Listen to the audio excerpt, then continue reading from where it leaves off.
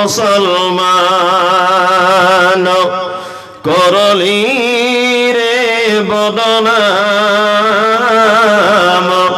মাথায় টুপি মুখে দাড়ি জর্দা দিয়ে পান হায় হায় রে মুসলমান করলি রে বদনাম মাথায় টুপি মুখে দাড়ি জর্দা দিয়ে পান মাদ মসজিদের বেলায় ফকির সাজনি গানের দলে টাকা দিলি মসজিদের বেলায় ফকির সাজনি তোরা গানের দলে টাকা দিলি শয়তানের দল ভারী করে তোদের হবে জাহান্নাম তোরা বকা মুসলমান হলো রে বদনাম মাথায় টুপি মুখে দাড়ি জর্দা দিয়ে তারা শুধুমাত্র আমার গোলামি করবে, আমার দাসত্ব করবে, আমার বান্দেগি করবে, এই কারণেই তাদেরকে পৃথিবীতে পাঠানো হয়েছে। এবার একটা মজার কথা বলি। আচ্ছা বলুন তো, পৃথিবীতে মানুষের সংখ্যা বেশি না অন্যান্য প্রাণীদের সংখ্যা বেশি? বলছে মানুষের, তাই তো? মানুষের। আমি মুমতাজুল ইসলাম বলছি যে না, মানুষের সংখ্যা বেশি নাই, অন্যান্য প্রাণীদের সংখ্যা বেশি। যদি বলছেন কেমন? আপনার বাড়িতে আপনার স্ত্রী সকালে চা করার সময় ঠিক 10-12টা চিনির দানা চুলোর সাইডে, গ্যাসের ওভেনের সাইডে ফেলে দেবেন, দেখবেন মিনিমাম 50,000 পিপিলিকা চলে এসছে। আমার মনে হয় যতটা আপনার গ্রামে পিপিলিকা আসে আপনার বাড়িতে, মনে হয় মালদা জেলাতে এত মানুষের বসবাস নেই, তাই না? আপনার বাড়ির ফ্যামিলি মেম্বার কত? 3 থেকে 4 জন। আপনার স্ত্রী বাড়িতে মুরগি পালন করে, একটা বাড়িতে 20-30টা করে মুরগি আছে, একটা বাড়িতে 2-4টে করে গরু আছে, একটা বাড়িতে নানান রকমের। আপনি যে বাড়িতে বসবাস করেন এরকম টাইমে যদি রাত্রে ঘুমিয়ে থাকেন, বলুন তো মশা কত আছে? অনেক না? অনেক। তার মানে বুঝতে পারা যাচ্ছে আপনাদের গ্রামের সব থেকে বড় যে পুকুরটি, এই পুকুরে যত মাছ আছে, আমার মনে হয় আপনাদের গ্রামের সংখ্যার মানুষ কম, মাছ মনে হয় বেশি, তাই না? আল্লাহ সুবহানাহু ওয়া তাআলা বলছেন মানুষকে পাঠালাম কিসের জন্য? তারা শুধুমাত্র আমার গোলামি করবে এই কারণে। এখানে একটা মজার ব্যাপার বলি। আল্লাহ সুবহানাহু ওয়া তাআলা পবিত্র আল কোরআনের ভিতরে বলছে ইউসাব্বিহু লিল্লাহি মা ফিস সামাওয়াতি ওয়া মা ফিল আরদ। আসমানে জমিনে, পাহাড় পর্বত, নদ নদী, জলে স্থলে পর্বতে, যেখানে যারা যে অবস্থাতেই আসে না কেন, তারা সকলেই আমার তাসবিহ, আমার বন্দেগী করে চলে। চলে কি চলে না? গরু আল্লাহর ইবাদত করে, সে তার পদ্ধতিতে করে। ছাগল আল্লাহর ইবাদত করে, সে তার পদ্ধতিতে করে। বাঘ আল্লাহর ইবাদত করে, সে তার পদ্ধতিতে করে। মুরগি আল্লাহকে ডাকে, সে তার পদ্ধতিতে ডাকে, তাই না? তাহলে পৃথিবীতে এত কিছু আছে, সব আল্লাহর গোলামি করছে, আল্লাহর দাসত্ব করছে, করছে না? করছে। এবার আপনাদেরকে বলি, ফেরেশতা একটা সৃষ্টি আছে না, মালাইকা ফেরেশতা আছে। ফেরেশতাদের অন্য কোনো কাজ নেই। কিছু কিছু ফেরেশতাদের কিছু কিছু ডিপার্টমেন্ট দেওয়া হয়েছে, কাউকে পানি দেওয়া ডিপার্টমেন্ট, কাউকে কারো জান কবজ করা ডিপার্টমেন্ট, তার অধীনে আরো অনেক ফেরেশতা। কিন্তু বাইতুল মামুরে প্রতিনিয়ত যে ফেরেশতারা আল্লাহ সুবহানাহু ওয়া তাআলার ইবাদত করতে ঢোকে, তারা আর কখনো পুনরায় বার হওয়ার সুযোগ পায় না। মানে ফেরেশতারা আপনার আমার মতো সাংসারিক জীবন যাপন করে না, বৈবাহিক জীবনে তারা যায় না, তাদের খাদ্য খাবার প্রয়োজন হয় না, তারা শুধুমাত্র আল্লাহ সুবহানাহু ওয়া তাআলার ইবাদত করে। তাহলে ফেরেশতারা আল্লাহর ইবাদত করছে, পৃথিবীর প্রতিটা প্রাণী আল্লাহ সুবহানাহু ওয়া তাআলার ইবাদত করছে। ইবাদত করে কি করে না? করে। তা এত ইবাদত করে আল্লাহ সুবহানাহু ওয়া তাআলার মন ভরল না। এই আমাদের মতো মারামারি করা, খুন করা, গালাগালি দেওয়া, সিনেমা দেখা, আমাদের মতো হারাম খাওয়া, আমাদের মতো বদমাশ, এই আমাদের মতো লোকগুলোকে তৈরি করতে হলো কেন? কেন? সমুদ্রের অতন্ত মহাসাগরের তলে কোটি কোটি রকমের প্রাণী, তারা সব আল্লাহকে ডাকে। এত কিছু আল্লাহকে ডাকছে, তবু আল্লাহ সুবহানাহু ওয়া তাআলা মন ভরছে না। আমাদের মতো লোকগুলোকে পাঠাতে হলো কেন? একটা কথা মাথায় রাখি, প্রতিটা প্রাণী পৃথিবীতে আল্লাহ সুবহানাহু ওয়া তাআলার গাইডলাইন্স অনুযায়ী চলে। চলে কি চলে না? চলে। প্রতিটা প্রাণী। অনেক সময় একটা বাচ্চাকে পড়া না হলে মাস্টার মারে, মানে না? আর মারে আর কি বলে, তুই কি গরু হলি? বলে না, তুই মানুষ না গরু, বলে কি করে না? আমার মনে হয় গরুরা যদি এই ব্যাপারটা শুনতো যে আমাদের সঙ্গে তুলনা করছে, তা গরুরা থানায় গিয়ে কেস করতো যে আমরা এত ভালো আর আমাদের সাথে তুলনা করছে। আপনি দেখুন, একটা গরু কোনোদিন আল্লাহর কথার অবাধ্য হয়েছে? হয়নি। গরু তৃণভোজী প্রাণী, ও মাঠের ঘাস খায়। আপনি বিরিয়ানি রান্না করে ওকে দেন তো, কিয়ামত পর্যন্ত চেষ্টা করলেও খাবে না। না খেতে পেয়ে মারা যাবে, খাবে না। খাবে? খাবে না। একটা কুকুর 3-4 দিন খেতে পায় না, তাকে আপনি একটু ঘাস কেটে দেন তো, ঘাস বুঝুন তো, ভালো করে ঘাস কেটে দেন তো দেখি, ও এক পিসও খাবে না, মারা যাবে তবুও খাবে। খাবে? খাবে না। কারণ ওটা ওর খাদ্য নয়। ও কি খাবে? আল্লাহ সুবহানাহু ওয়া তাআলা ওকে মেথরের ডিপার্টমেন্টে তৈরি করেছে, মেথরের কাজ। জলসা করতেছে, বক্তারা গোস্ত খাবে, হাড্ডিটা ফেলবে, জায়গাটা নোংরা হবে, কে পরিষ্কার করবে? কুকুরকে বলা আছে তুই গিয়ে চেটে মেরে দে। জলসা শুনতে এসে মেয়েদের দিকে একটা বাচ্চা মেয়ে বসেছিল বা বাচ্চা ছেলে তার মায়ের সাথে, এখন পায়খানা করে দিয়েছে। কমিটির লোক থেকে পরিষ্কার করবে না। আল্লাহ কুকুরকে দায়িত্ব দিয়েছে, তুই সকালবেলা যাবি, সঙ্গে সঙ্গে দেখবি কে চেটে মেরে দিবি, যাতে নামাজীদের অসুবিধা না হয়। সারা পৃথিবীতে প্রতিটা প্রাণী আল্লাহ সুবহানাহু ওয়া তাআলা অর্থাৎ তার সৃষ্টিকর্তার পদ্ধতি অনুযায়ী চলে, গাইডলাইন্স অনুযায়ী চলে। শুধুমাত্র একটি প্রাণী তার রবের আইন অনুযায়ী চলে না। তারা কারা? কি? মানুষ। সুদ এটা জায়েজ? হারাম? এটা আমাদেরকে আল্লাহ খেতে বলেছেন না দূরে থাকতে বলেছেন?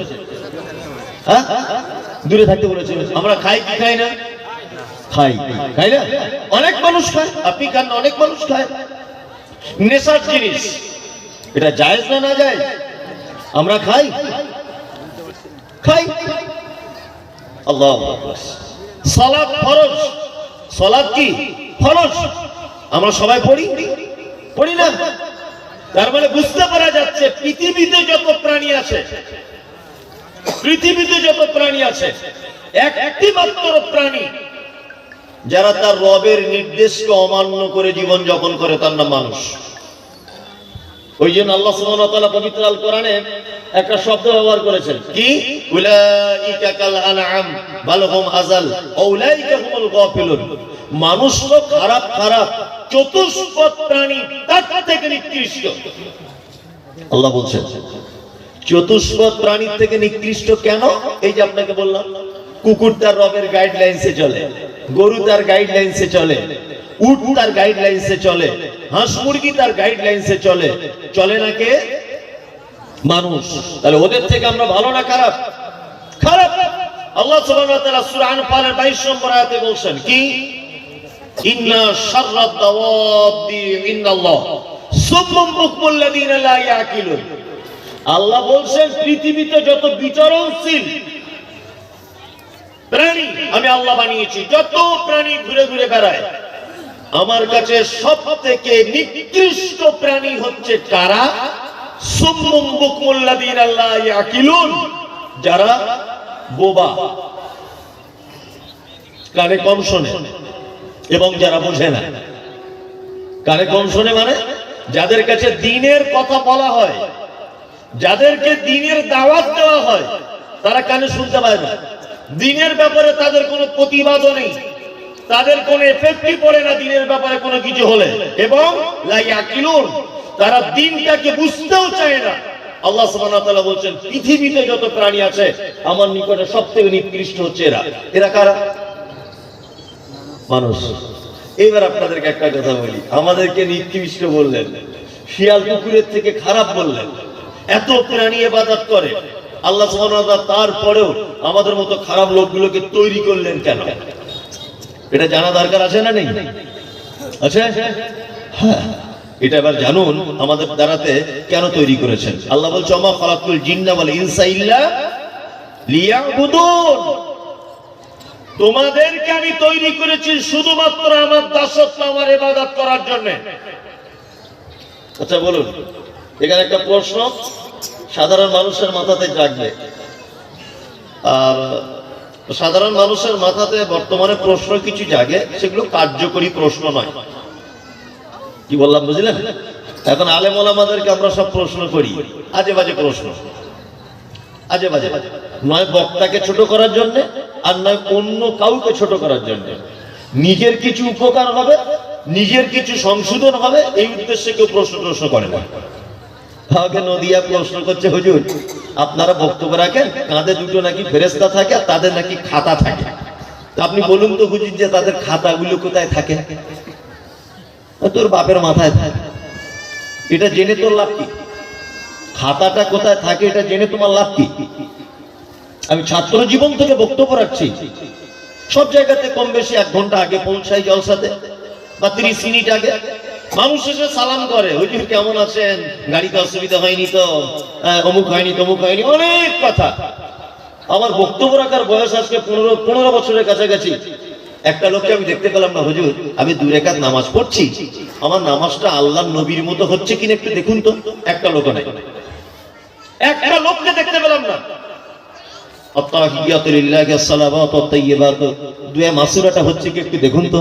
আল্লাহুম্মা সাল্লি আলা মুহাম্মাদ ওয়া আলা আলি মুহাম্মাদ কামা সাল্লাইতা আলা ইব্রাহিম, দরুদ ইব্রাহিমটা সঠিকভাবে হচ্ছে কি দেখুন তো। কেউ জিজ্ঞেস করে না। ও জিজ্ঞেস করছে কি, নবীর বাপ জান্নাতে যাবে না জাহান্নামে যাবে? তো এটা জেনে তোমার লাভ কি? ও যদি জান্নাতেই যায় তোমার অসুবিধা কোথায়? আর যদি জাহান্নামেও যায় তোমার ক্ষতি কোথায়? যে যাবে সে বুঝবে। মানে যত বদমাইশি প্রশ্ন সব আলেম ওলামা বক্তাদের কাছে, নিজে সংশোধন হবে প্রশ্ন আসে। এখন একটা প্রশ্ন হতে পারে যে হুজুর তাহলে শুধু ইবাদতই করে যাব, তাহলে কিছু করবো না? আল্লাহু আকবার, আল্লাহু আকবার। আপনাকে একটা কথা বলি, আল্লাহ মানুষকে তৈরি করেছে কিসের জন্য? শুধু ইবাদত করার জন্য। আচ্ছা এবার বলুন, একটা মানুষ বাঁচে কতদিন, বেঁচে থাকে কতদিন বলুন? 60 বছর বাঁচে। এই 60 বছরের ভিতরে ও জেগে থাকে কতক্ষণ? 30 বছর। আর 30 বছর ঘুমায়, এটা সাধারণ হিসাব, তাই না? 30 বছর ঘুমায়, 30 বছর বেঁচে থাকে। এই বক্তব্যগুলো শুনুন, অনেক কাজ লাগবে। বাচ্চা ছেলের মতো আপনাকে বুঝিয়ে বুঝিয়ে বলছি। তাহলে 30 বছর ওর হাতে থাকলো, এই 30 বছরে 10 বছর পর্যন্ত নামাজ রোজা ফরজ হয়নি, যাকাত বুঝতো না, ইসলাম বুঝতো না, মাইনাস 10 বছর, তাহলে থাকলো কত বছর? 20 বছর, তাই না? 20 বছর।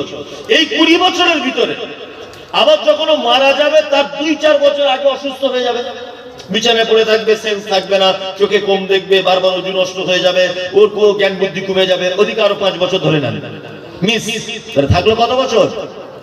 15। এই 15 বছরের ভিতরে আপনি দেখুন ভালো করে, এই 15 বছরের ভিতরে তার বিয়ে করতে হচ্ছে, ছেলে পিলে মানুষ, ভালো করে বুঝবেন।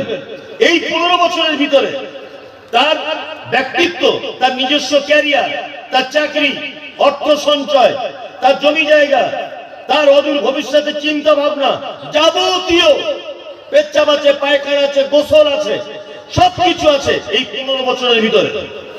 আমার মনে হয় চাকরির জন্য যায়, স্কুলে যায়, স্ত্রীকে টাইম দেয়, গোসল করতে হয়, পায়খানা পেচ্ছাপ করতে হয়। আমার মনে হয় আরো 10 বছর চলে যাবে এই করতে করতে। তাহলে থাকবে আর ক বছর? 5 বছর। অথচ আল্লাহ বলছে তোমাকে বানানো হয়েছে কিসের জন্য? ইবাদত। এইটা কখন হবে? এইটা কখন হবে? ব্যাপারটা বুঝতে পারছেন আমি কি বলছি? এই যে কখন আপনার টাইম থাকলো, থাকলো না তো। অথচ আল্লাহ সুবহানাহু ওয়া তাআলা বলছে তোমার মৃত্যু থেকে, তোমার জন্ম থেকে মৃত্যু পর্যন্ত তোমার তৈরি করা মূল কারণ হচ্ছে তুমি আমার দাসত্ব করবে। এইবার আপনাকে বুঝতে হবে দাসত্ব আর গোলামি কাকে বলে, মূলত কাকে বলে এটা আপনাকে বুঝতে হবে। এক, আল্লাহ নবী বললেন ফজরের, আল্লাহ নবী বললেন তুমি এশার নামাজ পড়ে আর কোনো দিকে যাবে না, বাজারে যাবে না, তোমার কোনো জায়গায় যাবে না, তুমি একটা কাজ করবে, তুমি ঘরের ভিতরে ঢুকে যাবে, তোমার বিবিকে নিয়ে তুমি ঘুমিয়ে পড়বে, তোমার বেটাকে নিয়ে তুমি ঘুমিয়ে পড়বে। ঘুমানোর নিয়মটা কি? তুমি দরজা লাগানোর পর লাইটটা অফ করে দিবে, প্রয়োজনে মশারি টাঙিয়ে নিবে, ডান করজে ঘুমাবে, আর ঘুমানোর সময় একটি দোয়া বলবে আল্লাহুম্মা বিসমিকা আমুতু ওয়া আহইয়া। ঘুমের ভিতরে যদি তুমি ভালো খারাপ কোনো স্বপ্ন দেখো তাহলে করজ পরিবর্তন করে নিবে, আর একবার বলবে আউযু বিল্লাহি মিনাশ শাইতানির রাজিম। এইটা বলার পরে তিনবার থু থু থু এরকম করে আওয়াজ করবে। ঘুম থেকে উঠে গেলে আল্লাহ নবী বলছেন ঘুম থেকে উঠে যাওয়ার পরে সঙ্গে সঙ্গে তুমি খাদ্যর পাত্রে হাত দিতে পাবে না। কোন জিনিসে হাত দেওয়ার আগে তুমি তোমার হাতটা কবজি পর্যন্ত ধুয়ে নাও, তারপরে তুমি ভাতের থালাতে হাত দাও, চায়ের পাত্রে হাত দাও, তোমার বিস্কুটের প্যাকেটে হাত দাও, তার আগে হাত দিতে পাবে না। আর ঘুমানোর আগে একটা দোয়া বলতে হবে আলহামদুলিল্লাহিল্লাযী আহিয়ানা বাদামা আমাতানা ওয়া ইলাইহিন নুশুর। এই পদ্ধতিতে যদি আপনি ঘুমান তো যতক্ষণ আপনি ঘুমাবেন আপনার লুঙ্গি আগলা হয়ে যাক আর লুঙ্গি পড়া থাক, টোটালটা ইবাদতের সমতুল্য। কারণ আপনার ঘুমানোর পদ্ধতিটা শুরু হয়েছে কাকে দিয়ে? মুহাম্মদ সাল্লাল্লাহু আলাইহি ওয়াসাল্লাম। এবার আপনাকে বলি পানি পান করার সুন্নত কটা? ওই যে তিনটা, মানে কিছুই বুঝে না। পানি পান করার সুন্নত কটা? ছয়টা। কটা? ছয়টা। এক, বসে পান করতে হয়। দুই, ডান হাতে পান করতে হয়। তিন, বিসমিল্লাহ বলে পান করতে হয়। চার, দেখে পান করতে হবে। পাঁচ, তিন নিঃশ্বাসে পান করতে হবে। ছয়, পান করা হয়ে গেলে আলহামদুলিল্লাহ বলতে হবে। এটা হচ্ছে পানি পান করার একটি সুন্নত পদ্ধতি। আপনি যদি পানি পান করাটা সুন্নত পদ্ধতিতে যদি করেন, এটাই মুহাম্মদ সাল্লাল্লাহু আলাইহি ওয়াসাল্লামের পদ্ধতিতে যদি আপনার হয়, আল্লাহ সুবহানাহু ওয়া তাআলার দাসত্ব এখানে হয়ে গেল। আপনি প্রতিদিন প্যান্ট জামা কাপড় পরেন, এখন আপনার প্যান্টটি আপনি গাঁটের নিচে পরেন না, উপরে পড়েছেন। আপনি দর্জিকে বললেন যে দর্জি ভাই আমার প্যান্টটা মুহাম্মদ সাল্লাল্লাহু আলাইহি ওয়াসাল্লাম বলেছেন গাঁটের নিচে পড়লে ওই পা কখনো জান্নাতে প্রবেশ করবে না, তা আপনি গাঁটের উপরে আমার প্যান্টটাকে কাটুন। আপনি যদি হাদিসে আসে বলে আপনার গাঁটের উপরে প্যান্টটাও যদি আপনি তৈরি করেন, ওইটাও আপনার জন্য ইবাদত। কি বললাম বুঝলেন? এক কথাতে আপনার কথা বলা, আপনার চলা, আপনার সারাদিনের রুটিন অনুযায়ী যত কাজ, সমস্ত কাজ যদি আল্লাহ এবং মুহাম্মদ সাল্লাল্লাহু আলাইহি ওয়াসাল্লামের পদ্ধতিতে যদি হয়, তাহলে সেগুলো সব কি? ইবাদত। সবটাই ইবাদত। ঘুমোতে যাওয়াটাও ইবাদত, ভাত খাওয়াটাও ইবাদত, কারোর সঙ্গে কথা বলাটাও ইবাদত, সবকিছুই ইবাদত। আসলে আমরা ইবাদত বুঝতে ভুল করেছি যে ইবাদত কাকে বলে। এবার আপনাদেরকে আমি আরেকটা কথা বলি। আল্লাহ সুবহানাহু ওয়া তাআলা মানুষকে তৈরি করেছেন আরো কিছু উদ্দেশ্য আছে। কি উদ্দেশ্য? লিইযহিরাহু আলাদ দীনি কুল্লি।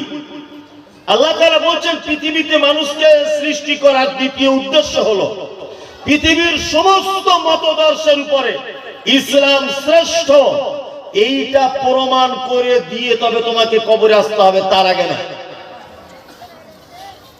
বর্তমানে এটা খুব কঠিন না সহজ? কঠিন না? আমি বলছি একদম পানির মতো সহজ, পানির মতো সহজ। বর্তমানে আমাদের গ্রাম পঞ্চায়েত থেকে শুরু করে আর একেবারেই দেশের রাষ্ট্রপতি পর্যন্ত আমার মনে হয় একটি লোক ইসলামের পক্ষে নেই। ইসলামকে বিভিন্ন রকম ভাবে কটাক্ষ করা হচ্ছে। আপনারা জানেন যে আজ থেকে 2-3 দিন আগে বিহারের সরকার নীতিশ কুমার আল্লাহু আকবার, একজন মহিলা, একজন মুসলিম বোনকে সম্বর্ধনা জানানোর সময় বা তার হাতে মানপত্র দেওয়ার সময় বা চাকরির অ্যাপয়েন্টমেন্ট তুলে দেওয়ার সময়তে আপনারা দেখতে পাচ্ছেন হিজাবটাকে নিজে হাতে করে খুলে দিচ্ছে, অথচ তাদের মুখের এটা ভাষা, সেই সমস্ত রাজনৈতিক নেতা নেত্রীদের মুখে ভাষা, এটা হচ্ছে গণতন্ত্র দেশ, তাদের মুখের ভাষা। গণতন্ত্র মানে একজন মেথরের নিজস্ব স্বাধীনতা আছে, সে কি খাবে, সে কি করবে, সে কি বলবে, সেটা তার নিজস্ব স্বাধীনতা রয়েছে, রয়েছে না? একজন মুসলিম সে হিজাব পরবে না জিন্স পরবে, সে কি গরুর গোশত খাবে না দেশি মুরগি খাবে, তার নিজস্ব স্বাধীনতা রয়েছে। একজন হিন্দু সে মন্দিরে যাবে না সে কারুর কাছে মাথা নত করবে, তার নিজস্ব স্বাধীনতা আছে। ভারতবর্ষের সংবিধানে এরকম কোথাও লেখা নেই যে কোন ধর্মের নিজস্ব পদ্ধতির উপরে কেউ হস্তক্ষেপ করতে পারে, এটা কখনোই চলবে না, যে যার নিজস্ব গতিতে চলবে। কিন্তু নীতিশ কুমার বুঝিয়ে দিয়েছেন, এবং উনি যদি মহিলাটাকে বলতেন যে তোমাকে চিনতে অসুবিধা হবে, আগে থেকে যদি ওনাকে জানানো হতো তুমি বোরকাটা খুলে এসো, সে ব্যাপার আলাদা। একজন রাজ্যের মুখ্যমন্ত্রী হয়ে হাত দিয়ে টেনে বোরকাটি খুলে দিচ্ছেন, মানে এটা একটা অপমানজনক কাজ। আলহামদুলিল্লাহ, আমি আজকে দেখছিলাম সোশ্যাল মিডিয়াতে মহিলাটি বলছেন যে আমি চাকরি করব না, আমি চাকরি করব না। যে চাকরির জন্য তিনি এসেছিলেন অ্যাপয়েন্টমেন্ট পাওয়ার জন্য, উনি বলছেন যে আমি ওই রকম চাকরি করব না। আলহামদুলিল্লাহ, আমাদের প্রতিটা ঘরে ঘরে মায়েদের এইরকম ভাবেই পর্দা হেফাজত করে চলাই উচিত। যাই হোক, আমি যে কথা বলছিলাম, এই সমস্ত জিনিসগুলো সোশ্যাল মিডিয়াতে দেখার পরে আমাদের কি মনে হয়? আমাদের মনে হয় যে আমাদের দেশের সরকার নরেন্দ্র মোদী যদি না হয়, হযরত আবু বকর হতেন, তাহলে আমাদের জন্য খুব কল্যাণ হতো। মনে হয় কি হয় না? আর আপনাদের ইচ্ছা হয় যে আমাদের দেশের স্বরাষ্ট্রমন্ত্রী হযরত উসমানের মতো মানুষ হোক? এটা আমরা চাই না? চাই। আমাদের রাজ্যের মুখ্যমন্ত্রী, ওনার পরিবর্তে যদি আর একজন মুসলিম কোন নেতা যদি আমাদের রাজ্যের মুখ্যমন্ত্রী হতেন, তাহলে আমাদের মনে হয় সব সমস্যা মিটে যেত। সমস্ত মানুষের একটা ধারণা আছে না নেই? আছে। মানে আমরা মুসলমানরা এত বড় বোকা, আমাদের চিন্তা ভাবনা খুব খারাপ, খুব খারাপ। আমরা শুধু চিন্তা ভাবনা করছি যদি কোরআন আর হাদিস দিয়ে সারা দেশটা চলতো কত মজা হতো, ভাবছি না? সারা দেশ ইসলাম কান্ট্রি হয়ে যেত আর মুসলিমদের নেতৃত্বে থাকতো, এরকম মনে হচ্ছে কি হচ্ছে না? হচ্ছে। আপনাকে এবার একটা কথা বলি, আল্লাহু আকবার। আচ্ছা বলুন, সারা ভারতবর্ষে প্রায় 130 কোটির কাছাকাছি মানুষ বসবাস করে, তাই না? 130 কোটি। এখানে হিন্দু, মুসলিম, জৈন, খ্রিস্টান, হাদি মানে আদিবাসী, হাড়ি, চুয়ার, চামার, বাগদি, ছুতর, মেতর সবাই আছে, আছে না? আছে। এর মাঝখান থেকেও কিন্তু আপনি ভাবছেন যে আমাদের দেশের প্রধানমন্ত্রী যদি মুসলিম হতো তাহলে আমরা হাদিস কোরআন দিয়ে দেশ চালাতাম, মনে হচ্ছে না? হচ্ছে। এটা কি করে আপনি ভাবেন? এটা কি করে আপনি ভাবেন? আল্লাহু আকবার, আল্লাহু আকবার। একটা অবাক করা ব্যাপার। আপনার 3.5 হাত বডি, 3.5 হাত, প্রতিটা অঙ্গ প্রত্যঙ্গের আলাদা আলাদা কাজ আছে, কাজ আছে না? নেই? আছে, আছে। হাতের আলাদা কাজ, চোখের আলাদা কাজ, ব্রেনের আলাদা কাজ, আছে না? নেই? আছে। পায়ের আলাদা কাজ, পেটের আলাদা কাজ। আচ্ছা আপনি বলুন তো দেখি, যে আপনি আজকে ফজরের নামাজের পর থেকে নিয়ে এই রাত পর্যন্ত আপনার টোটাল বডিটা হাদিস এবং কোরআন অনুযায়ী চালাতে পেরেছেন একটা লোককে বলুন তো, বলুন তো পেরেছেন? পারেননি। কেউ যদি একজন সুন্দরী মেয়ের দিকে একবার যদি তাকায়, দ্বিতীয়বার আর ভুল করে তাকাতে পারবে না। একটা লোক বলুন যে আজকে জলসাতে একটা ভালো মেয়ে দেখেছিলাম, 3-4 বার তার দিকে তাকায়নি, আমার চোখকে বলেছে এটা ইসলাম পারমিশন দেয় না। আপনার পা একটা ইঞ্চি আজকে সারাদিন কোন অপরাধের সঙ্গে যুক্ত ছিল না, বলুন পেরেছেন আপনার পাকে আটকাতে? পারেননি। আপনার হাত আটকাতে পেরেছেন মোবাইলে খারাপ ছবি দেখা থেকে? আপনার হাতটাকে আপনি আটকাতে পেরেছেন? যে মুসলমান তার 3.5 হাত বডিকে কোরআন এবং হাদিস দিয়ে পরিচালনা করতে পারে না, এই মুসলমানের আবার দাবি সারা দেশের প্রধানমন্ত্রী, রাষ্ট্রপতি, স্বরাষ্ট্রমন্ত্রী, মুখ্যমন্ত্রী সমস্ত কিছুটা হাদিস এবং কোরআন দিয়ে যদি দেশটাকে পরিচালনা করা হয় তাহলে খুব ভালো হয়। তুমি 3.5 হাত বডিটাকে হাদিস কোরআন দিয়ে চালাতে পারো না, অথচ তুমি চিন্তা করছো সারা দেশ মুসলিম কান্ট্রি হয়ে যাক আর হাদিস কোরআন দিয়ে দেশ চলুক। এই চিন্তা ভাবনা জীবনে কোনোদিন সার্থক হবে? হবে? হবে না। এইখানে ইসলাম প্রতিষ্ঠা করা সহজ, অতীব সহজ। কেমন করে সহজ? আপনাকে একটা জিনিস দেখায়। আচ্ছা, রাস্তার ডান দিকে চলা সুন্নত না বাম দিকে চলা সুন্নত বলুন? ডান দিকে। আমরা চলি কিভাবে? বাম দিকে। তাহলে এই হাদিসটা ভারতবর্ষে মানা যাচ্ছে না। আমি মনে করবো এর জন্য আল্লাহ কিয়ামতের দিন জিজ্ঞাসা করবে না, জিজ্ঞাসা করবে না। সুদ এটা হারাম না হালাল? হারাম। কিন্তু সরকার এমন একটি নিয়ম করে দিয়েছে, জিরো ব্যালেন্সের অ্যাকাউন্ট আপনাকে একটা খুলতে হবে, তাই না? আপনি যদি ব্যাংকে অ্যাকাউন্ট খোলেন, 2-4 হাজার টাকা গরিব মানুষ জমা রাখলেন, সেটা যদি 1 বছর থাকে, 2 টাকাও আর 1 টাকাও সুদ হবে কি হবে না? হবে। তার মানে বর্তমান যে পরিস্থিতি, আমাদের সুদ থেকে বাঁচাটাও খুব কঠিন, খুব কঠিন। তাহলে এইগুলো বড় বড় সমস্যা, এর মোকাবেলা আমরা করতে পারবো না।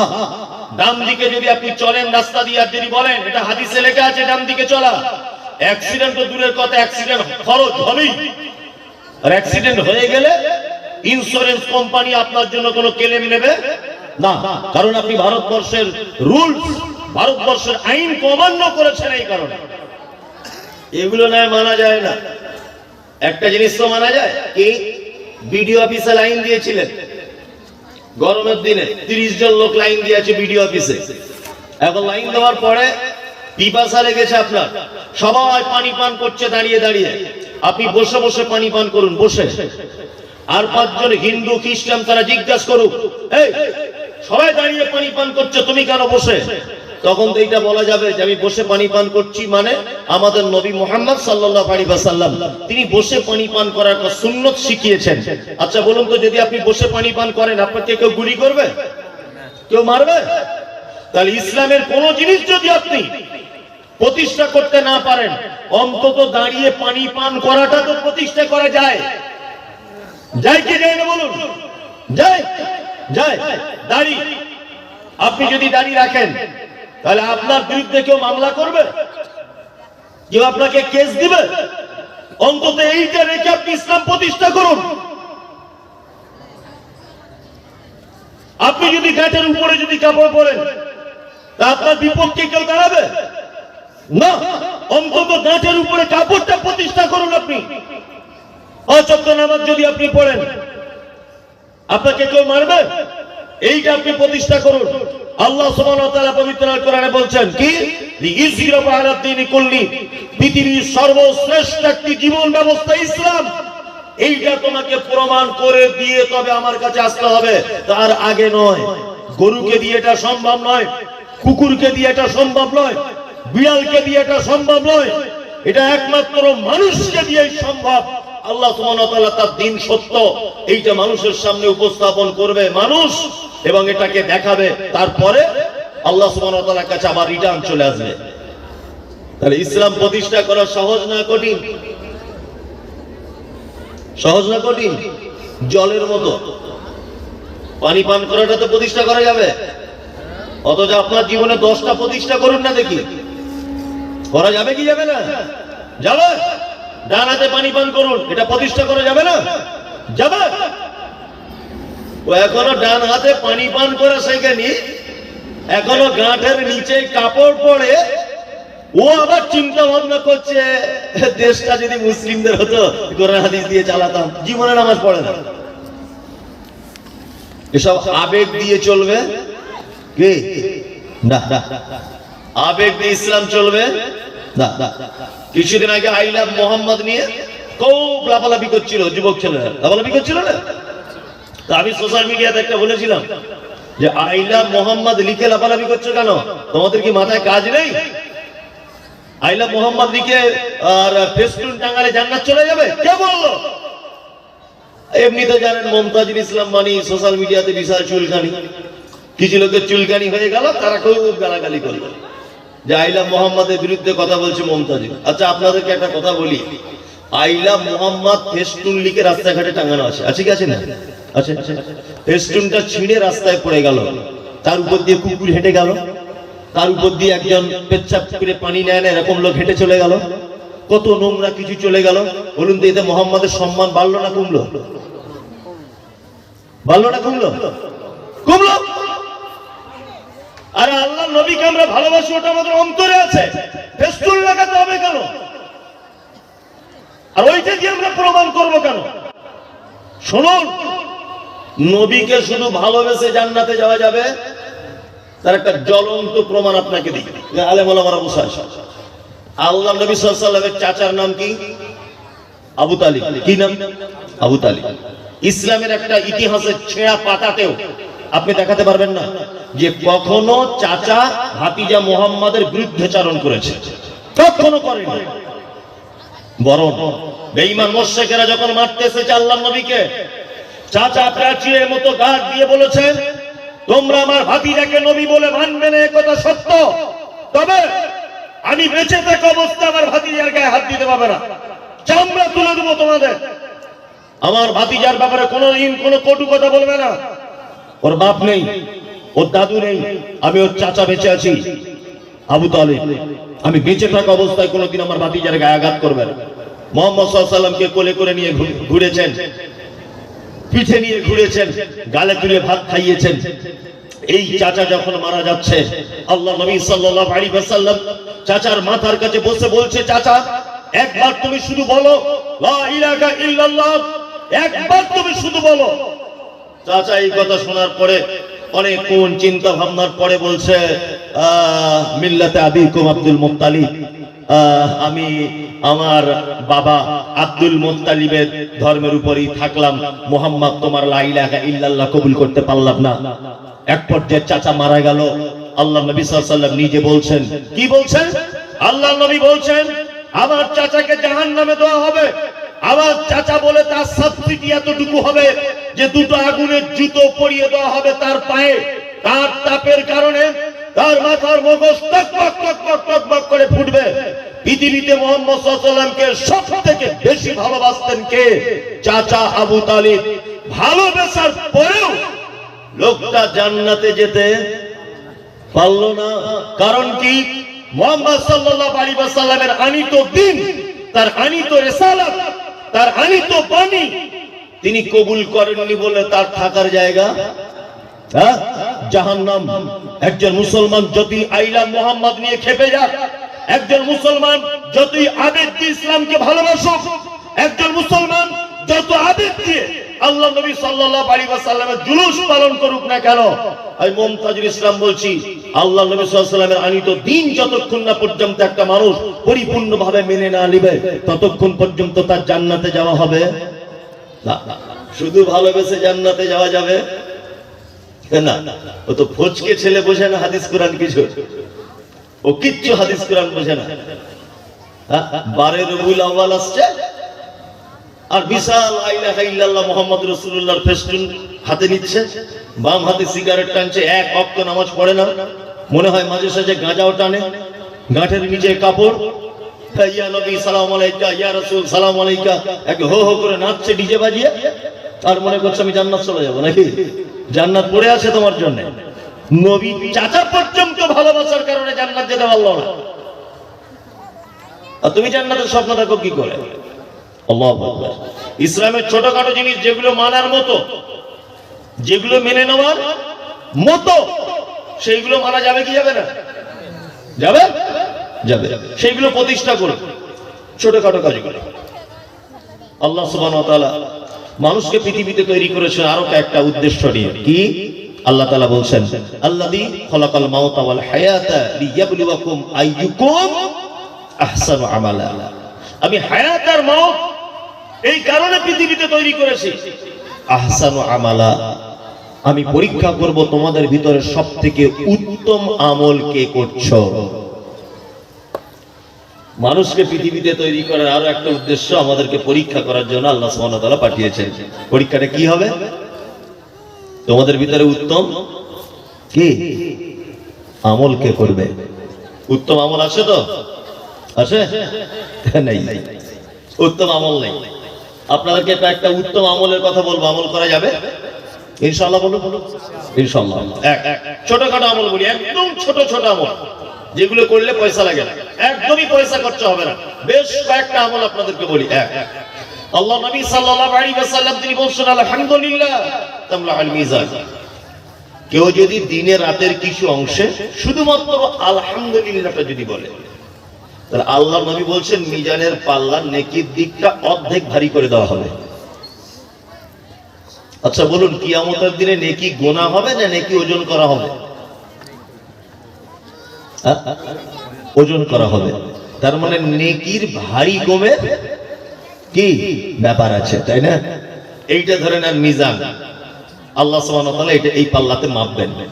এইদিকে গোনা চাপানো হলো, গীবত করেছিলেন ওই গোনা, জলসা শুনতে এসে পরের মেয়ের সঙ্গে কথা বলেছেন সে গোনা, ফোনে ফোনে কোনো ভাবির সঙ্গে কথা বলেছেন সে গোনা, ব্যভিচারে লিপ্ত সে গোনা, সুদ খেয়েছেন সেই গোনা।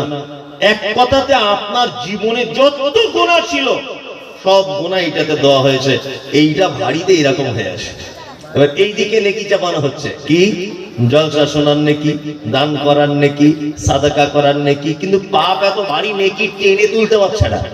আল্লাহ নবী সাল্লাল্লাহু আলাইহি ওয়াসাল্লাম বলেছেন, আলহামদুলিল্লাহ তামলাউল মিজান। কেউ যদি দিনে রাতের কিছু অংশে যদি আলহামদুলিল্লাহ টুকু যদি বলে, তাহলে ওই আলহামদুলিল্লাহ নেকিটা যখন মিজানের পাল্লার নেকির দিকে চাপানো হবে অর্ধেক ভারী করে দিবে। সুবহানাল্লাহ। এই আমল করা যাবে?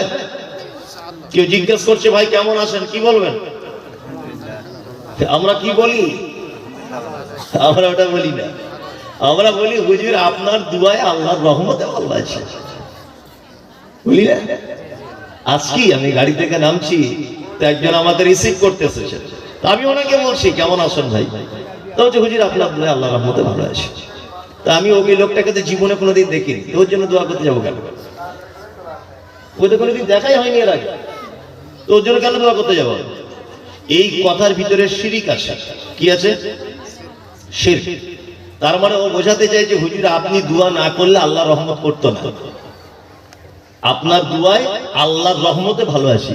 তার মানে আপনি দোয়া না করলে আল্লাহর রহম করতো না, আপনি দোয়া করেছেন বলেই রহমটা করেছে। এই ছোটখাটো বিষয়গুলো আমাদেরকে খুব বেশি করে মাথায় রাখতে হবে। কিছু খাচ্ছেন, খাওয়া শেষ করে কি বলবেন? আলহামদুলিল্লাহ। একটা আম খাচ্ছেন খুব মিষ্টি, কি বলবেন? আলহামদুলিল্লাহ। ভালো কিছু দেখলেন, আলহামদুলিল্লাহ। অতি ভালোবাসি তাই অবাক হয়ে তাকিয়ে থাকি, সেটা কি মোর বড় অপরাধ? একটা ছাগলের বাচ্চা দেখলে খুব সুন্দর করে দৌড়াচ্ছে, ছোট্ট বাচ্চা, আলহামদুলিল্লাহ। আল্লাহ তোমার কি অসীম কুদরত। হসপিটালে যাওয়া লাগলো না, নার্স লাগলো না, এর মায়ের সিজার করা লাগলো না, এত সুন্দর বাচ্চা দিল, আবার বাচ্চাটা দৌড়াচ্ছে, আলহামদুলিল্লাহ। ফুটফুটে একটা গাছের ফুল দেখলেন, আলহামদুলিল্লাহ। আল্লাহ তুমি একই গোলাপ গাছে 20 রকমের কালারের ফুল দান করো, আলহামদুলিল্লাহ। এক কথায় টার্গেট রাখবেন সারাদিনে 100 বার আলহামদুলিল্লাহ বলা টার্গেট রাখবেন। ভাত খেলেন, এক দুটো করে লোকমা তুললেন, আলহামদুলিল্লাহ। খাওয়া শেষ, আলহামদুলিল্লাহ। কেউ জিজ্ঞেস করছে ভাই কেমন আছেন, কোনো কথা নেই, আলহামদুলিল্লাহ। ছোট্ট ছোট্ট আমলগুলো করবো আমরা ইনশাআল্লাহ। আল্লাহ নবী সাল্লাল্লাহু আলাইহি ওয়াসাল্লাম বলছেন, সুবহানাল্লাহ ওয়াল হামদুলিল্লাহ তামলাআনি ওয়া তামলাআনি মা বাইনাস সামাওয়াতি ওয়াল আরদ। কেউ যদি সুবহানাল্লাহ আলহামদুলিল্লাহ মিলিয়ে যদি বলে, তাহলে আসমান জমিন মাঝখানে আর কোথাও নেকি লিখতে বাদ থাকে না, ওর আমলনামাতে নেকি ভরপুর করে দেওয়া হয়। আর একটা দোয়া আপনাদেরকে শিখিয়ে দিই, আমার সাথে বলুন, এগুলো ছোট ছোট আমল। সুবহানাল্লাহি, বলুন সুবহানাল্লাহি ওয়া বিহামদিহি সুবহানাল্লাহিল আযীম, সুবহানাল্লাহি ওয়া বিহামদিহি সুবহানাল্লাহিল আযীম। আল্লাহ নবী বলছেন যদি কেউ এটা যদি বলে, দরিয়ার ফেনা সমপরিমাণ পাপ যদি তার থাকে, পাপ ক্ষমা করে দেওয়া হবে। তবে ছোট পাপগুলো, বড় পাপ কি করতে হবে? তওবা করতে হবে। ছোটখাটো পাপ যেগুলো সামান্য ভুল ত্রুটি হয়ে গেছে, ওই পাপগুলোকে আল্লাহ কি করবেন? ক্ষমা করে দিবেন। আল্লাহু আকবার। শুধু ভালো কাজ করবে কে? তোমাদের ভিতরে কে ভালো কাজ করবে? এই প্রতিযোগিতা, এই পরীক্ষা করার জন্য আল্লাহ সুবহানাহু ওয়া তাআলা আমাদেরকে পাঠিয়েছেন। আমরা তো আজকে ভালো কাজের প্রতিযোগিতা করি না, করি? খারাপ কাজের প্রতিযোগিতা করি। একজন লোক 5 ওয়াক্ত নামাজ পড়ে, আপনি তাকে দেখে হিংসা করে তাহাজ্জুদ পড়া ধরছেন না? ওই ব্যাপারে আমাদের কোনো আলোচনা নেই। একজন লোক মালে যাকাত দেয়, আপনি তার দেখে যাকাত দেওয়া শিখছেন না? একজন লোক নিজেকে হারাম থেকে পরহেজ করে চলছে, আপনি কি ওই ব্যাপারটা চিন্তা করছেন না যে আমাকে প্রতিযোগিতা করতে হবে? আমরা প্রতিযোগিতা করি, দুনিয়ার প্রতিযোগিতা করি। কেউ 2 তলা বিল্ডিং করেছে, আমাকে 3 তলা করতে হবে। কেউ 20 লাখ টাকার গাড়ি কিনেছে, আমাকে 40 লাখ টাকার কিনতে হবে। কেউ রোডের সাইডে জায়গা কিনেছে, আমি একদম মেন রোডে কিনবো। এই সমস্ত জিনিসের প্রতিযোগিতা হয়, কিন্তু আল্লাহ সুবহানাহু ওয়া তাআলা বলছেন এই ব্যাপারে তোমাদের পরীক্ষা করা হবে না। তোমাদের ভিতরে কে কে ভালো কাজ করেছো এইটা আগে বলো। তাহলে মানে ভালো কাজ করার জন্য পৃথিবীতে কে পাঠানো হয়েছে।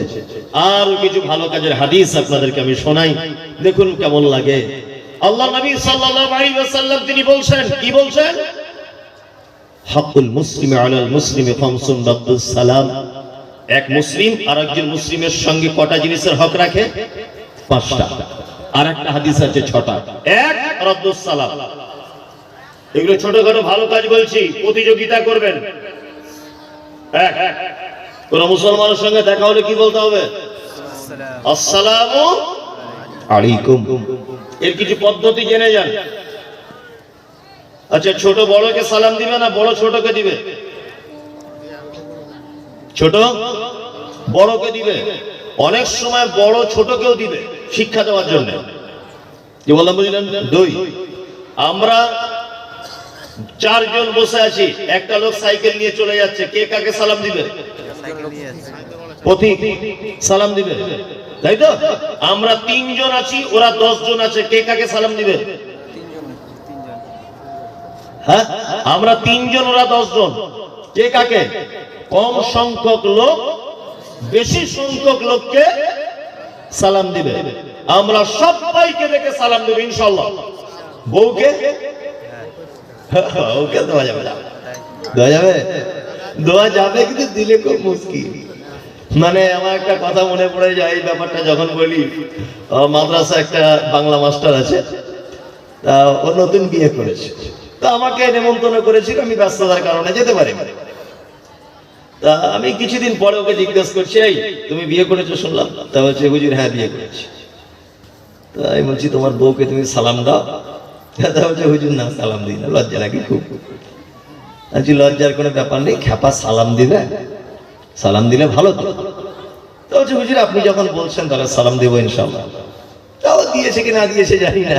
আবার আমি জলসা করে কখনো সুযোগ পেলে মাদ্রাসায় ঢুকেছি, তো ওকে ডেকে জিজ্ঞেস করছে, এই কথাটা মনে পড়েছে, তুমি তোমার বউকে সালাম দিয়েছো? তা বলছে, হুজুর সালাম দিয়েছি, কিন্তু দেওয়ার পরে খুব বিপদ হয়ে গেছে। কি বিপদ হলো তোমার? তো বলছে, হুজুর আমি সালাম দিয়ে বলছি আমার বউকে আসসালামু আলাইকুম, তা আমার স্ত্রী দরজা খুলে আমাকে বলছে, তুমি কি আমাকে চিনতে পারছো না, তারা সালাম দিচ্ছ? আস্তাগফিরুল্লাহ। তার মানে ওর স্ত্রীর এটা ধারণা যে স্বামী স্ত্রী পরিচিত, এক বালিশে মাথা দিয়ে শুয়ে থাকি, ও আবার কি সালাম দেবে? মানে অপরিচিত লোককে দেখে সালাম দিতে হয়, এই টেন্ডেন্সি তাই না? আল্লাহু আকবার। আপনাকে একটা ছোট্ট করে একটা কথা বলি, একটা সুন্দর একটা লজিক আপনাদের সামনে বলছি। আমাদের স্বামী স্ত্রী কখনো কখনো সাংসারিক জীবনে ঝগড়াঝাটি হয় না? আমাদেরও হয়, সবার হয়। দেখবেন মেয়েদের ঝগড়া যদি স্বামীর সঙ্গে হয়, 2-3টে কাজ করবে। এক, থালা বাসন গুলো জোরে জোরে রাখবে, হ্যাঁ খুব জোরে জোরে রাখবে। আর আপনি কথা বললে মুখ ঘোরাবে এরকম করে, ওটা ওর একটা ক্যাপাসিটি। তবে হয়তো এরকম মুখটুক ঘোরালে বেশি করে মারবেন না, ওদের একদমই ওদের গায়ে হাত দেবেন না, কারণ আল্লাহ সুবহানাহু ওয়া তাআলার পক্ষ থেকে ওটা বড় নিয়ামত আপনার স্ত্রী আপনার জন্য। আপনার স্ত্রী যে আপনাকে কত হেল্প করে, কত যে আপনার মানে সহকারিনী, আপনি যদি কখনো অন্তরে অন্তরে ভাবেন তাহলে বুঝতে পারবেন। ওই জন্য আমি মাঝে মধ্যে একটা কথা বলি যে আপনি যা কিছু করবেন আপনার শ্বশুরকে মাসে মাসে অন্তত 2-3 হাজার টাকা করে দেবেন। যদি বলেন হয়েছে 2-3 হাজার টাকার বড় বাড়াবাড়ি না, অন্তত 200-300 টাকাও দেবেন, আপনার শ্বশুরকে দেবেন। যদি বলছেন কেন, দেখুন আপনার শ্বশুর আর শাশুড়ির অবদানটা কি জানেন? আপনার বাড়িতে যদি একটা জামা কাপড় কাচার লোক যদি আপনি রাখেন, প্রতি মাসে মিনিমাম তার 3 হাজার টাকা বেতন লাগবে, লাগবে না? লাগবে। জামা কাপড় কাচে কে? আপনার স্ত্রী। আপনার বাড়িতে যদি একটা রান্নার কাজের মেয়ে যদি রাখেন, বলুন তো তার কত টাকা বেতন লাগবে? ধরে নেন 3000, তাই তো? তাহলে ওই রান্নাটা করে কে? আপনার স্ত্রী। আপনার বাড়িটা দুতলা বিল্ডিং, পরিষ্কার ধোয়া মোছার জন্য তো একটা কাজের মেয়ে যদি রাখতেন 5000 টাকা বেতন লাগতো, লাগতো না? লাগতো। আপনার যৌবনের খিদা, স্ত্রী ছাড়া অন্য কোন জায়গায় যদি আপনি যৌবনের খিদা মেটাতে চান তাহলে এটা হারাম। যদি আপনি পয়সার বিনিময়ে আপনার যৌবন যদি মেটাতে চান, তারপরে আপনাকে দেখা যাবে যে একটা মহিলার কাছে যৌবন মেটানোর জন্য গেলে 2-4 হাজার টাকা আপনাকে খরচা করে দিয়ে চলে আসতে হবে। নাউজুবিল্লাহ, এটা হারাম, বোঝানোর জন্য বলছি। তার মানে আপনার স্ত্রী আপনার মাথার চুল থেকে পা পর্যন্ত সমস্ত জামা কাপড় ও পরিষ্কার করে, ও আপনার রান্না করে, ও আপনার ঘর ঝাড়ু দেয়, ও আপনার ঘর পরিষ্কার করে, আপনার যৌবনের চাহিদা পর্যন্ত মিটিয়ে দেয়। আপনার শ্বশুর যে এত বড় নিয়ামত আপনাকে দিয়েছে, এই নিয়ামতের শুকরিয়ার জন্য আল্লাহর কাছে যা করবেন করবেন। আমার মনে হয় যে শ্বশুরকে মাঝে মধ্যে 1-2 হাজার টাকা দেবেন, যে আব্বা সত্যি আপনি একটা খুব সুন্দর আমাকে জিনিস উপহার দিয়েছেন, কত যে কাজের টাকা আপনার বেটি আমাকে বাঁচিয়ে দিল। রাঁধুনি রাখলে তার টাকা বেঁচে গেল, জামা কাপড় কাচার টাকা বেঁচে গেল, ওয়াশিং মেশিনের টাকা বেঁচে গেল, আমার সমস্ত টাকাও বাঁচিয়ে দিল। আল্লাহর পক্ষ থেকে একটা নিয়ামত। ওর সঙ্গে অসৎ ব্যবহার করবেন না। স্বামী স্ত্রী যখন তর্ক বিতর্ক হবে, ও দেখবেন খুব রাগ করছে, যখন আপনি কথা বলছেন ও মুখ ঘোরাচ্ছে, বলতে চাইছে না, তখন টার্গেট করবেন মিনিমাম 100 বারকে সালাম দিবেন, আসসালামু আলাইকুম। দেখবেন ওটা সালাম দিলে গাল দিতে পারছে না, বাচ্চা ও ডাইরেক্ট ওয়ালাইকুম আসসালাম না বললেও কিন্তু মনে মনে বলবে ওয়ালাইকুম আসসালাম। বলবে কি বলবে না? হ্যাঁ বলবে। আচ্ছা, আসসালামু আলাইকুম মানে কি? আল্লাহ তোমার উপরে শান্তি বর্ষণ করুক।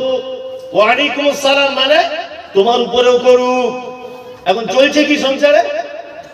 অশান্তি, অশান্তি চলছে।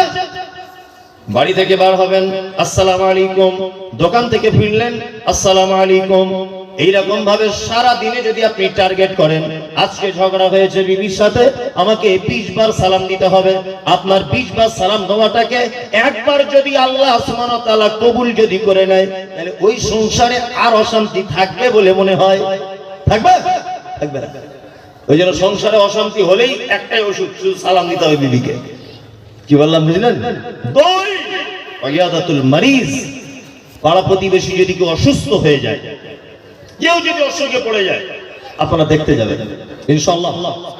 ইনশাআল্লাহ যাব, ইনশাআল্লাহ। অসুস্থ মানুষকে দেখতে গেলে কি উপকার, আল্লাহু আকবার। প্রথমে আপনাকে বলি, অসুস্থ আপনার পাড়ায় কোন একজন লোক, আপনি দেখতে গেলেন, যাওয়ার পরে ফজরের পরে গেলেন, ফজরের পরে যাওয়ার পরে তার মাথায় হাত দিলেন, দিয়ে দোয়া করলেন, লা বাসা তাহুরুন ইনশাআল্লাহ, তুমি কোনো টেনশন করো না, আল্লাহ চাইলে আল্লাহ তোমাকে সুস্থ করে দিবে। এতটুকু কথা বলবেন মাথায় হাত দিয়ে অসুস্থ মানুষের।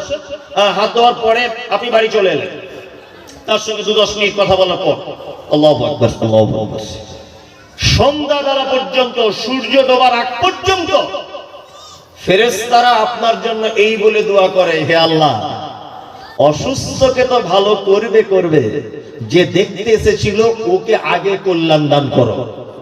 তাহলে বলুন তো, দেখতে যাওয়ার ফলে রোগীর লাভ হলো না আপনার লাভ হলো? আপনার। এখানে আর একটা মজার কথা বলি।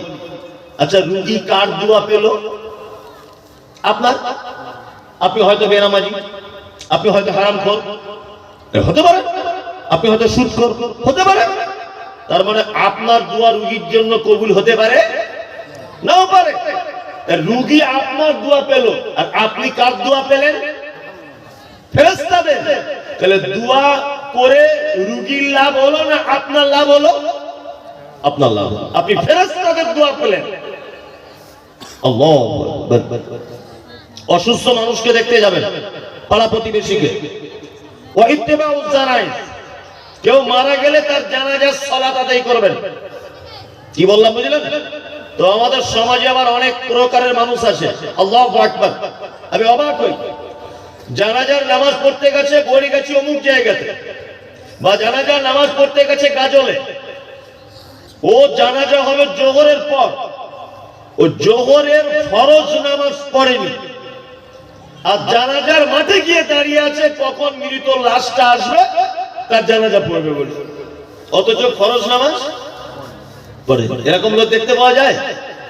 আর জানাজা হয়ে গেল, শুধু সন্ধান চালাচ্ছে খাওয়া দাওয়ার ব্যবস্থাটা কোন জায়গায়। সেইখানে গিয়ে বসলো, জুত করে খেলো, বাড়ি চলে এলো। আচ্ছা, জানাজা কি ফরজ? ফরজ? ফরজ নয়। জোহরের নামাজটা ফরজ। এদের অবস্থা কি জানেন? আচ্ছা, পুরুষের মাথাতে পাগড়ি বাঁধা, এটা কি? আর কিছুই নয়, ধরে নেন সুন্নত। ধরুন আপনি সুন্নত পাগড়ি বাঁধা। আর কোমর থেকে নিয়ে পায়ের গোড়ালি পর্যন্ত এই জায়গাটুকু ঢেকে রাখা কি ফরজ? ফরজ। তা কেউ যদি মাথায় 22 হাত পাগড়ি বেঁধে এই জায়গাটা খুলে রাখে, তা কেমন হবে? পাছাটা আগলা করে রেখে মাথায় পাগড়ি পরে ঘুরছে, এটা কেমন দেখাবে? ভালো দেখাবে? ভালো দেখাবে না। তা এদের অবস্থা ঠিক কেমন? এদের অবস্থা ঠিক কেমন? মৃত মানুষের জানাজায় গেছে, জোহরের নামাজ পড়ে না, জানাজার নামাজ পড়ছে। আজব ব্যাপার না? মানুষ মারা গেলে তার জানাজায় যাবেন, আর জানাজায় গেলে দুটি বড় উপকার আছে, খুব বড় উপকার। এক, কেউ যদি শুধু জানাজার সালাতটা আদায় যদি করে, তাহলে তার আমলনামাতে একটি কেরাত, অর্থাৎ একটি উহুদ পাহাড়ের নেকি হবে। আর যদি কেউ মাটিটা দেয়, আরেকটি উহুদ পাহাড়ের নেকি হবে, তাই না? 3, ইজাবাতুদ দাওয়াতি। 4 নম্বর, কেউ যদি আপনাকে দাওয়াত যদি করে, এই দাওয়াত গ্রহণ করবেন ইনশাআল্লাহ। তো সব দাওয়াত নয়। দাওয়াত পেলেন আর গরুর গোশত সেম পেলেন আর সেখানে বেরিয়ে গেলেন জামা কাপড় পরে, না। জিভ আছে বলে সব খাবার খেতে হবে তা নয়। হিসাব করে খেতে হবে কোন খাবার খেতে হবে আর কোন খাবার খেতে হবে না। এই যে খাতানা, মুসলমানি না, যেটা কি বলছে খাতানা, এই যে আমাদের ওদিকে আছে, দেখেছি একটা লোক তার বেটার খাতনা দিচ্ছে, মোটামুটি 200 লোকের বিরিয়ানি করে বসে আছে, বিশাল অনুষ্ঠান। আপনার এখানে করে খাতনার অনুষ্ঠান? করে, কমছে কিন্তু করে। এর সঙ্গে ইসলামের কোনো সম্পর্ক নেই। একটা মানুষ মারা গেল, অনেক জায়গাতে হচ্ছে, যেগুলো আপনাদের এলাকায় না হলো, 40 করে। যে ডেটে মারা গেছে ওই ডেটে প্রত্যেক বছরে বিরিয়ানি খাওয়ায় মানুষকে। করে কি করে না? তবে আমরা যারা নিজেকে আহলে হাদিস বলে দাবি করি, আমাদের আবার একটা বড় গুণ আছে, আমরা এগুলো করি না, কিন্তু দাওয়াত পেলে খাই, চলে যায়। জিভ আছে বলে যেখানে সেখানে আপনাকে কেউ দাওয়াত করলো, আপনি সেখানে চলে গেলেন, এটা কখনোই নয়। বৈধ দাওয়াত যদি করে আপনাকে, কি করবেন? সেই দাওয়াত গ্রহণ করবেন। আবার বৈধ দাওয়াতে যাওয়ার পরেও 2-3টে জিনিসের ব্যাপারে সতর্ক থাকতে হবে। এক, কোন একটা অনুষ্ঠান বাড়িতে আপনি গেলেন, যাওয়ার পরে দেখছেন সেখানে বাদ্যযন্ত্র বাজছে, অর্থাৎ গান বাজনা এটা ওটা চলছে। কি বললাম বুঝলেন? হ্যাঁ। তাই এখানে কি করবেন? বসে খেয়ে আসবেন তো? ঘুরে চলে আসতে হবে। এমন একটা বাড়িতে আপনাকে দাওয়াত দেওয়া হলো, যে বাড়িটা আপনি দেখছেন যে ছবি মূর্তি টাঙানো আছে ঘরের মধ্যে, আপনি কি করবেন? ফেরত চলে আসতে হবে। কিন্তু এই পরেশগারিটা দেখানো খুব মুশকিল। এমন একটা আত্মীয় দাওয়াত করেছে যে না খেয়ে উপায় থাকছে না, কোনো উপায় থাকছে না না খেয়ে। ওই জন্য জিভ আছে, পেট আছে, খেতে হবে আলহামদুলিল্লাহ। তবে খাওয়া দাওয়ার ব্যাপারে একটু যাচাই বাছাই করে, তদন্ত করে তবে বিয়ের অনুষ্ঠানে খেতে যাবেন, তার আগে নয়। নাম্বার 5, তাশমিতুল আতিশ। হাঁচি হলে কি বলতে হয়? ওটা যে শুনবে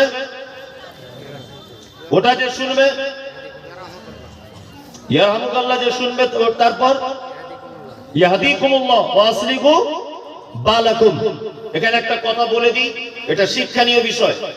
আমার হাঁচি হলো, আমি যদি আলহামদুলিল্লাহ বলি, আমার বলা যদি ও শুনতে পায়, তাহলে ও কি বলবে? ইয়ারহামুকাল্লাহ। ও যদি ইয়ারহামুকাল্লাহ বলে, তাহলে রিপিটে আমাকে কি বলতে হবে? ইয়াহদিকুমুল্লাহ ওয়া আসলিহু বালাকুম। এই 3 পর্যায়ের উত্তর আপনাকে দিতে হবে। আল্লাহ সুবহানাহু ওয়া তাআলা আমাদের পাঠিয়েছেন ভালো কাজ করার জন্য। ওইজন্য আমি সব ভালো কাজের হাদিস আপনাদেরকে বলছি, ইনশাআল্লাহ আমরা আমল করব, ইনশাআল্লাহ। ইনশাআল্লাহ আরো একটা ভালো কাজের হাদিস আপনাদেরকে আমি শোনাবো ইনশাআল্লাহ। আচ্ছা, আপনারা যারা বসে আছেন এখানে জান্নাতে যাওয়ার ইচ্ছা আছে? সবার আছে? সবার আছে। তো জান্নাতে যাওয়ার জন্য একটা হাদিস বলি আপনাদেরকে। আল্লাহ নবী সাল্লাল্লাহু আলাইহি ওয়াসাল্লামের কাছে একটা লোক এসে বলছেন, আল্লাহর নবী, আমি এমন কিছু আমল করতে চাই যে আমল করলে আমি জান্নাতে যাব, আপনি আমাকে সেই আমলগুলো বলে দেন। আল্লাহ নবী সাল্লাল্লাহু আলাইহি ওয়াসাল্লাম তিনি বলছেন, তা'বুদুল্লাহ, এই সর্বক্ষেত্রে তুমি ইবাদত করবে কার? আল্লাহ। গোলামি করবে কার? আল্লাহ। ওয়ালা তুশরিক বিহি শাইয়া, ভুল করে কখনো যেন শিরিক করবে। শিরিক বুঝেন তো? সহজ ভাষায় বুঝুন। আল্লাহর যে ক্ষমতা আছে, এই ক্ষমতা পৃথিবীর অন্য কারো আছে এটা মনে করা শিরক। রুজির মালিককে, হায়াতের মালিক, মওতের মালিক, সুস্থর মালিক আল্লাহ। পৃথিবীতে আল্লাহর যে ক্ষমতা, এই ক্ষমতা অন্য কারো আছে, এটা যদি কেউ মনে করে তার নাম শিরক। আর শিরককারীদের ব্যাপারে আল্লাহ সুবহানাহু ওয়া তাআলা বলছেন, ইন্নাহু মান ইউশরিক বিল্লাহ ফাকাদ হারামাল্লাহু আলাইহিল জান্নাহ ওয়া মাওয়াহুন নার ওয়া মা লিয-যালিমিনা মিন আনসার। নিশ্চয়ই যারা শিরিক করে তাদের জন্য জান্নাত হারাম, তাদের থাকার জায়গা জাহান্নাম। আল্লাহ বলছে, ওয়া মা লিয-যালিমিনা মিন আনসার, কিয়ামতের দিন তাদের কোনো সাহায্যকারী থাকবে না। আল্লাহ পবিত্র আল কোরআনের ভিতরে বলছেন, যারা শিরিক করা অবস্থায় মারা যায় তাদের জন্য দোয়া পর্যন্ত করা হারাম, চলবে না। আল্লাহ পবিত্র আল কোরআনের সূরা তাওবার ভিতরে বলছেন, ইস্তাগফির। মুহাম্মদ সাল্লাল্লাহু আলাইহি ওয়াসাল্লামকে বলছেন, আপনি শিরিককারীদের জন্য যদি ক্ষমা প্রার্থনা করেন, আওলা তাস্তাগফির, যদি ক্ষমা প্রার্থনা নাই বা করেন, ইন তাস্তাগফির লাহুম ৭০ মাররাতান, আপনি যদি শিরিককারীদের জন্য একদিনে ৭০ বার যদি ক্ষমা প্রার্থনা করেন, ফালাই ইয়াগফির আল্লাহু লাহুম, আর তারপরেও আল্লাহ শিরিককারীদের ক্ষমা করবে না। পৃথিবীতে একজন পাপী আছে যে পাপীর জন্য ক্ষমা প্রার্থনা করা হারাম। আল্লাহ তাআলা বলছেন, মা কানা লিন নাবিয়্যি ওয়াল্লাযীনা আমানু আন ইস্তাগফিরু লিল মুশরিকিন ওয়ালাউ কানু উলি কুরবা। যারা শিরিক করা অবস্থায় মারা যায়, আল্লাহ বলছেন নবীদের জন্য উচিত নয়, ইমামদারদের জন্য উচিত নয় যে শিরিককারীদের জন্য যেন ক্ষমা প্রার্থনা করে, এটা উচিত নয়। আল্লাহ বলছেন, শিরিককারীদের জীবনে কোনোদিন ক্ষমা করব না। আর ওয়ালাউ কানু উলি কুরবা, ওই শিরিককারী যদি আপনার নিকট আত্মীয় হয়, তবু আমি আল্লাহ তাদেরকে কোশ্চিন কালেও ক্ষমা করব না। শিরিক থেকে দূরে থাকবেন ইনশাআল্লাহ, ইনশাআল্লাহ। তাবিজ, কবচ, মাদুলি, লাল বাবা, কালো বাবা, ন্যাংটা বাবা, গাছতলা, পিততলা, ওসব কিছু একদম নয়। 50 বছর বেঁচে থাকবেন, 50 বছর, 60 বছর, জীবনে একটা সেজদাও যদি আপনি দেন, একটা সেজদাও যদি দেন, ওই সেজদাটা শুধু কার জন্য দিতে হবে? আল্লাহর জন্য। আল্লাহ ছাড়া এই জায়গাটা কারোর সামনে নত করা চলবে না। আপনাকে যদি হত্যাও করা হয় আর আপনার সঙ্গে যদি লড়াইও করা হয়, তবুও কোনোদিন ভুল করে এই জায়গাটা কোনো জায়গায় নত করবেন না। আর যারা নত করে, আমি মুমতাজুল ইসলাম তাদেরকে আমি মুসলিমই মনে করি না। যারা মুসলিমই না, তাদের জন্য জান্নাত হারাম। যারা বিভিন্ন মাজারে গিয়ে সেজদা দিচ্ছে, বাবার দরবারে গিয়ে সেজদা দিচ্ছে, এরা মুসলিমই না, মুসলিম, এরা মুসলিম নয়। এবং এরা মারা গেলে এর জানাজা তো বহু দূর কি বাত হয়। ওয়ালা তুসাল্লি আলা আহাদিন মিনকুম মাতা আবাদা ওয়ালা তাকুম আলা কবরিহি। মুহাম্মদ সাল্লাল্লাহু আলাইহি ওয়াসাল্লাম আল্লাহ তাআলা বলছেন, তারা কেউ মারা গেলে তাদের জানাজা তো দূরের কথা, তাদের কবরের সাইডে পর্যন্ত আপনি যাবেন না। আল্লাহু আকবার। আল্লাহ কোরআনে বলছে, আলাউ কানু উলি কুরবা, শিরিককারী যদি তোমার নিকট আত্মীয় হয়, তবুও তার সঙ্গে কোনো সম্পর্ক, তার জন্য ক্ষমা চাওয়া যাবে না। ওই জন্য আত্মীয় করার আগেও ভেবে চিন্তা করবেন। আমার বোন আছে একটা বিয়ে দেওয়ার মতো, বোঝানোর জন্য বলছি, অরিজিনাল নয়। আমার বোনটাকে দেখার জন্য একটা ঘটক এসেছে। সে বলছে, মমতাজুল ভাই, আপনার বোনের জন্য একটা ভালো ছেলে দেখেছি। ছেলেটা কি করে? তা বলছে, হুজুর, ছেলেটা ভালো পরেশগার ছেলে, 5 ওয়াক্ত নামাজ পড়ে, গাঁটের উপরে কাপড় পরে, হারাম হালাল বেছে খায়, আর খুব সুন্দর ছেলে, পাঞ্জাবি টুপি পরে থাকে। তাই বললাম আলহামদুলিল্লাহ। ছেলেটা করে কি? তা বলছে যে ছেলেটা, একটা ছেলে লাল লাইট মারছে ওখান থেকে, দেখুন সে লাল লাইট, ছোট লাইট, হ্যাঁ একটা বাচ্চা ছেলে লাইট মারছে চোখে, বাবু তুমি লাইট মেরো না। যাই হোক, যে কথা বলছে এদিক হলো, আমি বলছি ছেলেটার ইনকাম কেমন, তা ঘটক আমাকে বলছে যে ছেলেটার ইনকাম মাসে 10,000 টাকা হবে। তো আমি বললাম তাহলে ভালো ছেলে, আমার বোনের জন্য দেখো, যদি হয় আলহামদুলিল্লাহ। আমার মা তখন পাশের ঘর থেকে আমাকে ডেকে বলছে, মমতাজুল ওর থেকে ভালো ছেলে আর পাওয়া যাবে না, ঘটককে বল না, ওর থেকে ভালো ছেলে। তো আমি ঘটককে বললাম, ভাই আমার মা তো ঠিক রাজি হচ্ছে না, তো ওর থেকে কি ভালো ছেলে হবে? তার 10 দিন পর আরেকটা ছেলের সন্ধান নিয়ে এসে বলছে ছেলেটা স্কুলের মাস্টার, সরকারি, 75,000 টাকা বেতন, দাড়ি টাড়ি নাই, দাঁড়িয়ে পেচ্ছাপ করে আর গাঁটের নিচে কাপড় পরে, আর মাঝে সাঝে অমুক মাজারে গিয়ে প্রত্যেক বৃহস্পতিবার শুক্রবারে গিয়ে 12টা করে সেজদা দেয়। আমার মাকে বলছি, মা দেখো ছেলে এরকম। আমার মা বলছে, খ্যাপা টাকা, এত ভালো ছেলে